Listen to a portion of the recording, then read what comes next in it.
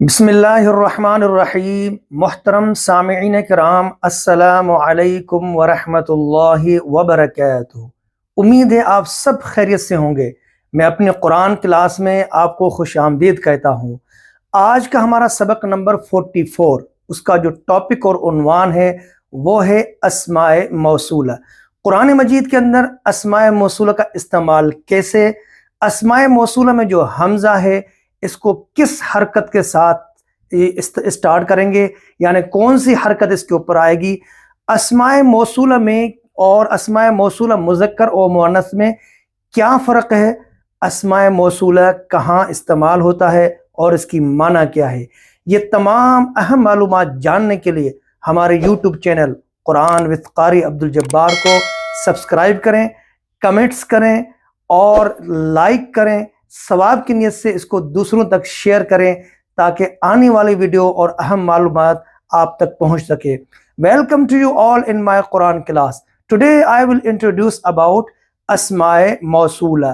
What are اسماء موصولہ and use of اسماء موصولہ in the Quran? How? What is the meaning of اسماء موصولہ? Let us we go ahead and know detail about اسماء موصولہ۔ اب سب سے پہلے اس کے لیے پہلا جو اہم پوائنٹ ہے وہ یاد رکھنا ہے کہ اسماء موصولہ کے اندر جو حمزہ ہوتا ہے وہ کس حرکت سے ہم شروع کریں گے۔ اس سے پہلے جاننے کے لیے آپ میرے چینل پہ 3 لیسن آپ ضرور دیکھ لیں۔ ایک سبق نمبر 33 حمزہ وصلی کے بارے میں ہے، اس میں آپ تفصیل ضرور دیکھیں، اور دوسرا سبق ہے سبق نمبر 34 حمزہ قطعی کے بارے میں ہے، اور تیسرا سبق ہے سبق نمبر 40 وہ حمزہ جس کے بعد لام نہ ہو اس کو کس حرکت کے ساتھ پڑھیں گے۔ یہ 3 اسباق دیکھنے کے لیے آپ بہت ضروری ہے، اور اس کے بعد بھی آپ یہ سمجھ سکیں گے۔ اگرچہ یہ ٹاپک بہت بڑا لمبا ہے لیکن میں اس کو شارٹ کیا ہے، بنیادی اور بیسک چیزیں آپ کو سمجھا رہا ہوں۔ اب دیکھیں کہ حمزہ اسماء موصولہ میں جو حمزہ ہے وہ کس حرکت کے ساتھ شروع ہوگا۔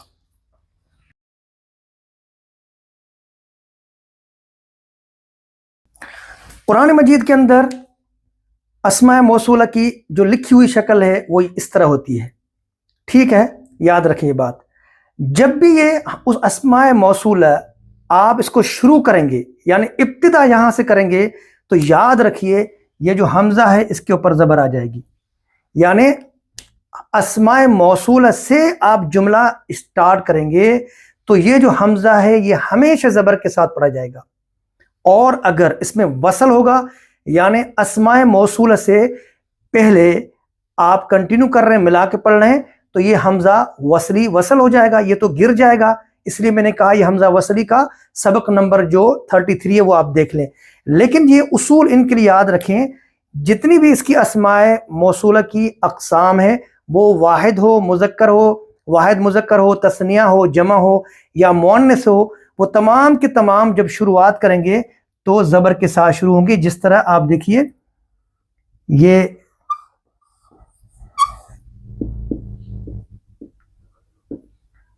یہ ہے التی، یعنی جب بھی کلام شروع ہوگا تو حمزہ کو زبر کے ساتھ شروع کریں گے، یہ ان کا قانون ہے۔ دوسرا پوائنٹ یاد رکھیں کہ اسماء موصولہ کے بعد، یعنی اسماء موصولہ اکیلا نہیں ہوگا، اسماء موصولہ اپنا صلہ لائے گا، یعنی اسماء موصولہ کے بعد دوسرا جملہ آئے گا، اور عام طور پر قرآن مجید کے اندر وہ جملہ فعلی آتا ہے، جملہ اسمیہ بھی ہوگا، لیکن عام طور پر اسماء موصولہ کے بعد کیونکہ اس کو صلے کی ضرورت ہوتی ہے، صلہ مینس دوسرا جملہ، وہ اس کو ضرورت ہوتی ہے، ورنہ اس کی مکمل معنی نہیں ہے۔ جیسے الذی کا مطلب جو وہ ایک مرد، وہ ایک مرد، التی کا مطلب وہ جو ایک عورت، ایک مؤنث۔ اب اس کے بعد اس کو صلے کی ضرورت ہے، ایک جملے کی ضرورت ہے، وہ اکثر قرآن میں جملہ فعلیہ ہوتا ہے، لیکن جملہ اسمیہ بھی آ سکتا ہے۔ اب آپ دیکھیے کہ اسماء موصولہ یعنی مذکر کے الگ اور مؤنث کے الگ، جیسا کہ میں نے بتایا کہ ان دونوں میں فرق ہے، عربک میں، اردو میں فرق نہیں ہوتا۔ اب سب سے پہلے ہم مذکر کو لیتے ہیں۔ مذکر میں ہے الذی، حمزہ دیکھیے، اب یہاں سے کلام شروع کرتے ہیں تو حمزہ کے ساتھ کریں گے، اس حمزہ کو زبر کے ساتھ شروع کریں گے۔ الذی واحد ہے، جیسے سورہ فیل قریش کے اندر اللہ نے فرمایا آیت نمبر 6 آخری، الذی اطعمہم من جوع، الذی وہ جس نے کھلایا، یعنی اللہ کی طرف اشارہ ہے یہ، الذی اطعمہم من جوع۔ اسی طرح تثنیہ کے دو طرح کے آتے ہیں، اللذان بھی آتے ہیں اور اللذین بھی آتے ہیں۔ اللذین بھی یہ سورہ حامیم سجدہ کی فصلت کی آیت ہے، جیسے وقال الذین کفروا ربنا ارنا اللذین، یہ شاید قرآن میں گویا ایک ہی بار آیا ہے، تو اللذان بھی آئے گا، اللذین بھی آئیں گے، یہ تثنیہ کے ہیں، یعنی مذکر میں شمار ہوتا ہے ان کا لیکن تثنیہ، اور جمع میں آئے گا الذین، جیسے الذین ہم عن صلاتہم ساہون، اگر آپ پیچھے سے پڑھیں گے فویل للمصلین الذین میں یہ حمزہ وصل ہو جائے گا، یعنی حذف ہو جائے گا، لیکن فویل للمصلین پہ جب وقف کریں گے تو آگے یہ حمزہ، یہ اسماء موصولہ کا جو حمزہ ہے یہ زبر کے ساتھ پڑھیں گے، جیسے الذین ہم عن صلاتہم ساہون۔ اب مؤنث کی طرف چلتے ہیں، مذکر کے بعد مؤنث میں سب سے پہلے واحد کا صیغہ اللتی آئے گا، جیسے سورہ حمزہ کے اندر آ رہا ہے التی تطلع علی الافئدہ، جہنم کی آگ کے بارے میں آیا ہے کہ وہ دلوں کے اوپر بھڑکائی جائے گی۔ التی تثنیہ میں دو طرح کے ہیں، اللتان اور اللتین، اور اسی طرح جمع میں دو طرح کے آئیں گے، اللاتی اور اللائی، اللاتی اللائی۔